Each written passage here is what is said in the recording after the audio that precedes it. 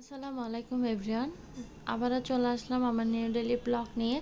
আজকে আমি আমের আচারগুলো বানানোর জন্য আমি আমগুলাকে কেটে নিয়েছি। তারপর লবণ আর ভিনেগার আর পানিতে 1 ঘন্টা মতো ভিজিয়ে রেখেছিলাম। তারপর পানিগুলো ফেলে লবণ আর হলুদ দিয়ে মাখিয়ে সারা রাতের জন্য রেখে দিয়েছিলাম। তারপর অনেক পানি বের হয়েছিল আমের থেকে। আমি পানিগুলোকে একটা ছাঁকনিতে আমি নিয়ে 1 ঘন্টা মতো জড়িয়ে নিয়েছি। তারপর রোদে শুকিয়ে নিয়েছি 2 দিন ধরে।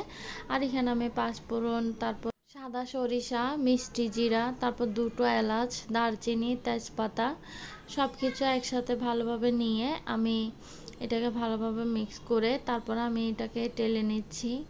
যেহেতু পাঁচফোড়নের মধ্যে কালো জিরা, কালো সরিষা, তারপর মেথি সব কিছুই আছে, তাই আমি পাঁচফোড়নটাই দিয়ে দিয়েছি। আর এদিকে সাদা সরিষা আর মিষ্টি জিরাও আছে পাঁচফোড়নের মধ্যে। আমি সব কিছু দিয়ে একসাথে এভাবে হালকা কিছুক্ষণ টেলে নিয়েছি। টেলে নেওয়ার পর আমি এটাকে ভালোভাবে গ্রাইন্ডারে দিয়ে আমি এটাকে ব্লেন্ড করে নিব, যাতে মিহি করে গুঁড়া করে নিব খুব সুন্দরভাবে।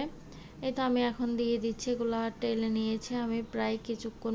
এই আমের আচারটা খেতে কিন্তু খুব বেশি মজা।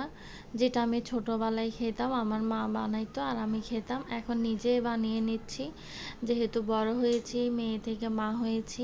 এখন আমি মশলাটাকে আমি ব্লেন্ড করে নিয়েছি, মিহি করে গুঁড়া করে নিয়েছি সবগুলাই একে একে করে। তারপর আমি তো সরিষার তেল দিয়ে দিয়েছি একটা হাঁড়িতে, দিয়ে আমি রসুন পেস্ট দিয়ে দিয়েছি একটু করে। তারপর আমি চিনি দিয়ে দিচ্ছি এখানে।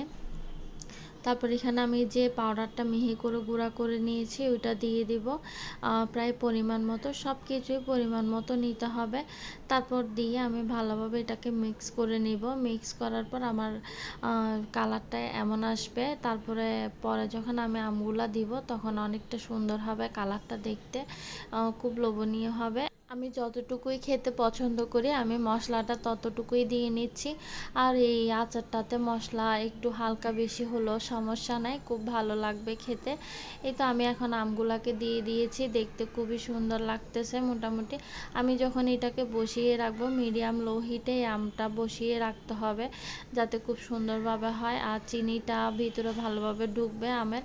এই তো আমার পরের কালারটা দেখতে মাশাআল্লাহ খুব সুন্দর হয়েছে। এই আচারটা যখন পানি শুকিয়ে আসবে, ঠান্ডা হবে, আরও সুন্দর লাগবে। আল্লাহ হাফেজ।